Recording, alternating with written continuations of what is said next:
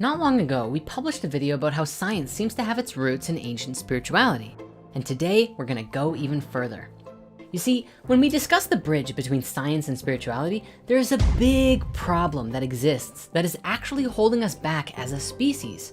But it's not necessarily a problem with science or spirituality, but rather the reaction of the collective mind to new discoveries and scientific approaches to spiritual experiences. Throughout history, it's no secret that almost every great mind and idea has been met with opposition and skepticism. In fact, many of the great discoveries that today we take for granted originally were seen as hogwash, or even at times, silly nonsense superstition. Galileo's heliocentric model of the universe was hugely controversial for its time. Lemaitre's theory of the Big Bang was met with rigid skepticism. And even Newton had been reluctant to publish his calculus because he feared controversy and criticism. Right from its inception as an academic discipline, science itself faced criticism. But now the question is, why? Why are humans so slow to adapt to new ideas? Why are we so rigid, quick to shoot down ideas that change the way that we see ourselves and the world? If we really wanted to advance as a species, the last thing we should be doing is closing our minds to new ideas. But yet, this mindset is nearly all pervading in the world. Now, don't get me wrong. I think it's a good thing to approach new ideas with a healthy skepticism. But when we resist new ideas fundamentally, do not truly listen to the new material or wisdom, and even become mean, derogatory, or insulting towards people who don't share the same perspective as you, that's when we create serious divisions that can impact or even stunt our collective evolution for generations.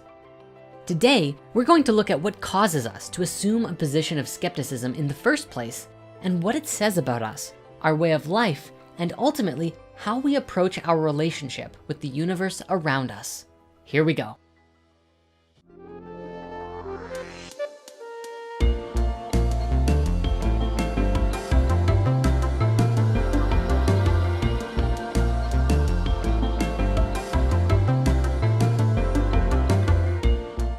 Back in 2015, Dr. Rupert Sheldrake, a biologist from Cambridge University and author of more than 90 scientific papers and 9 books, gave a lecture on the nature of consciousness and spoke about scientific approaches to spiritual experiences.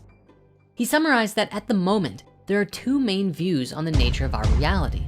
The first view is that we live in a universe that is entirely unconscious and has little bits of consciousness sprinkled about, like within the brains of living things, and ultimately is just the product of complex but purely physical coincidences without purpose. Now, this is a concept that we know today as scientific materialism, and it posits that other than ourselves, and of course, aliens if they exist, everything in existence is fully unconscious. For the majority of the scientific community, this is the stance or foundational approach that they take when observing new ideas or theories.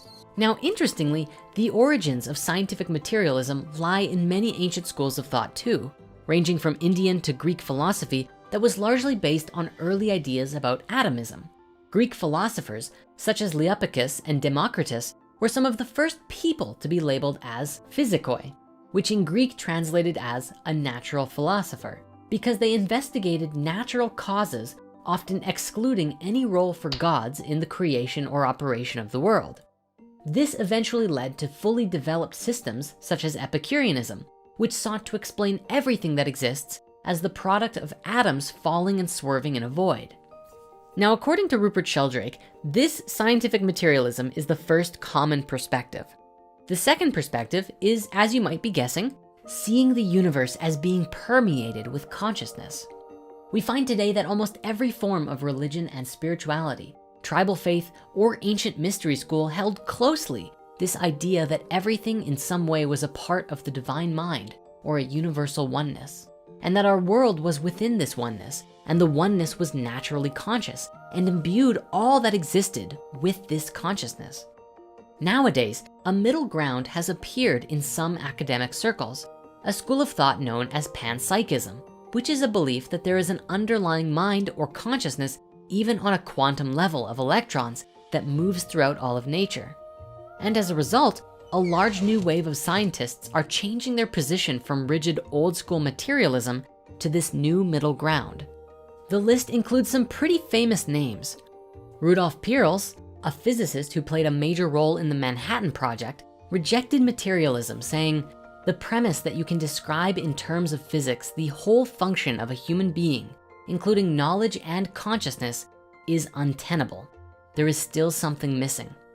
Schrodinger, the guy with the famous cat, stated that consciousness cannot be accounted for in physical terms, for consciousness is absolutely fundamental. It cannot be accounted for in terms of anything else.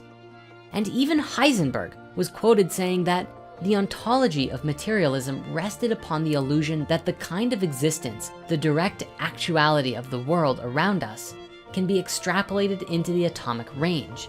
This extrapolation, however, is impossible. Atoms are not things. Now, you might be wondering why I'm rambling on about all this. And the thing is, it's because this worldview directly affects how we interpret spiritual experiences in a scientific way.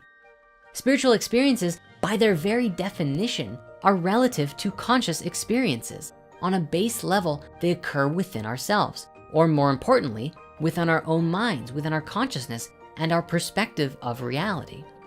Does this mean then that whenever we have a significant spiritual experience, that it's all in our heads? Well, today, everyone tends to agree that the mind can be changed through mindful meditation, meaningful experiences, and of course, shamanic plant medicine ceremonies, or even a near-death experience. But what makes all the difference is in how we interpret those experiences.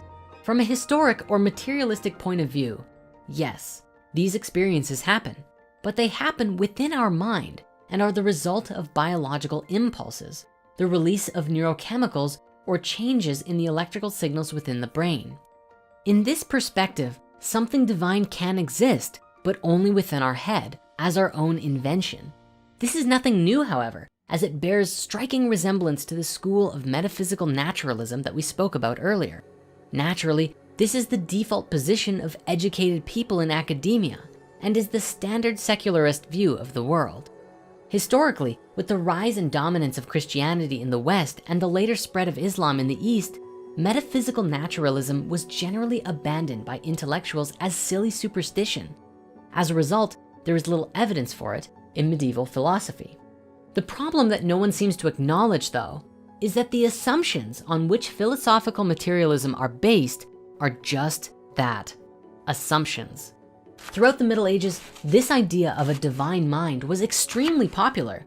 People believed everything existed in harmony and order, and that everything had an established place in a universal hierarchy known as the chain of being.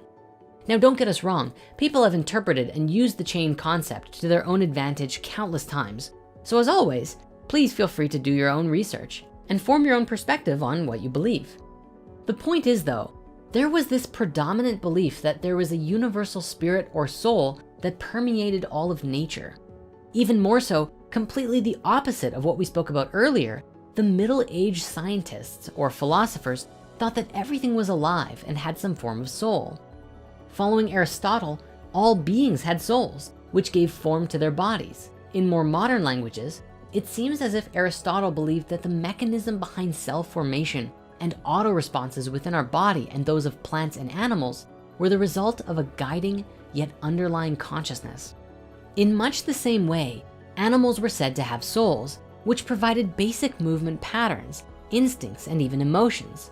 In fact, even the word animal itself comes from the Latin animalis, which meant having soul or breath, where we as humans were different, however, in that we possessed different elements of which made up our overall spirit.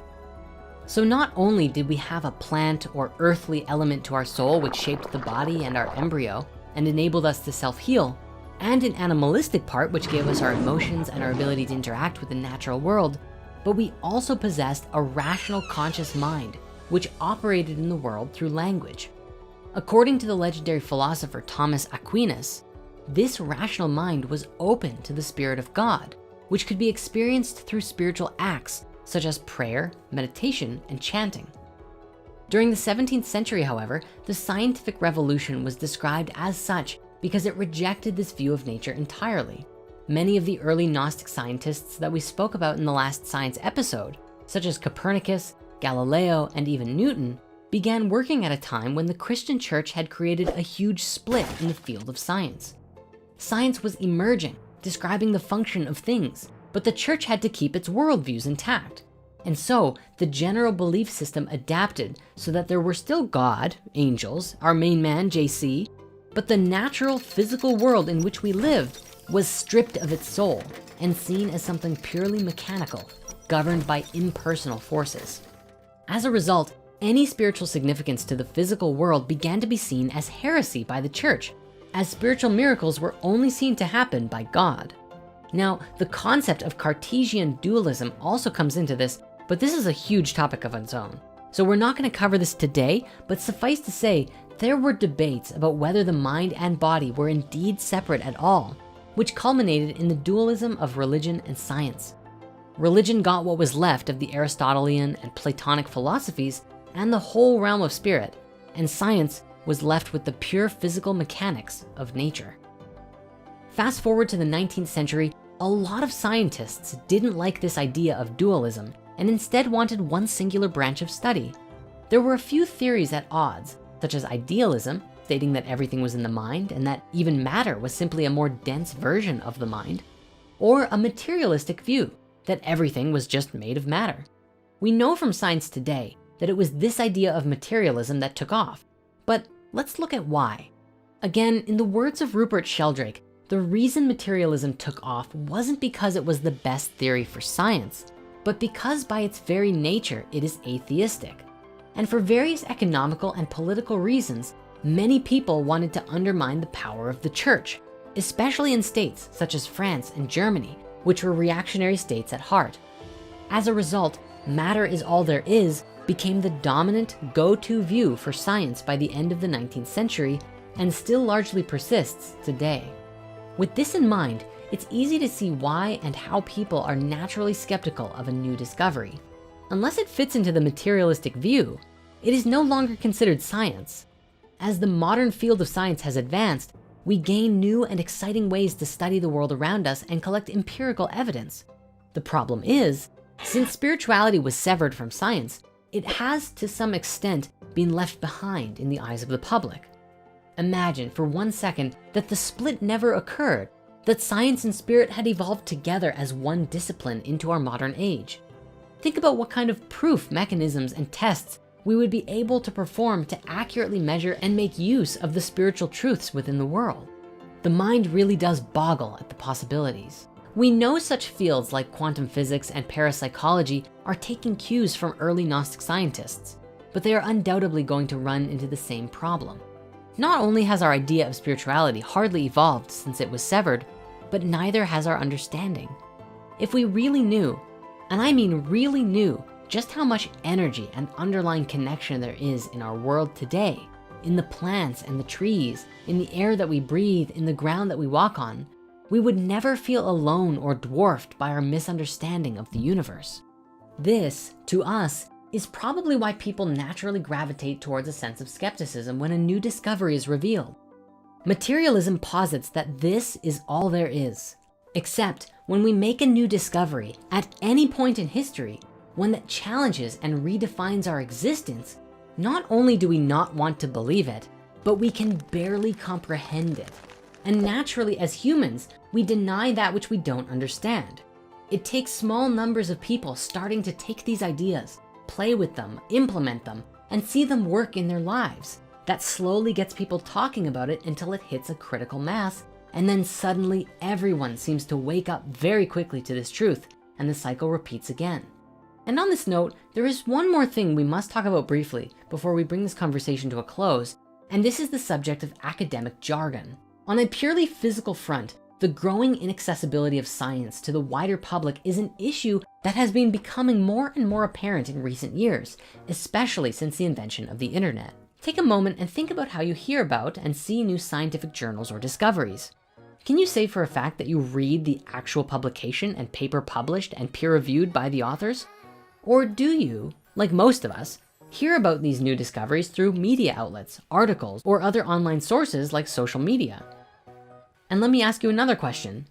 Do any of us actually know how to find and read an actual scientific paper?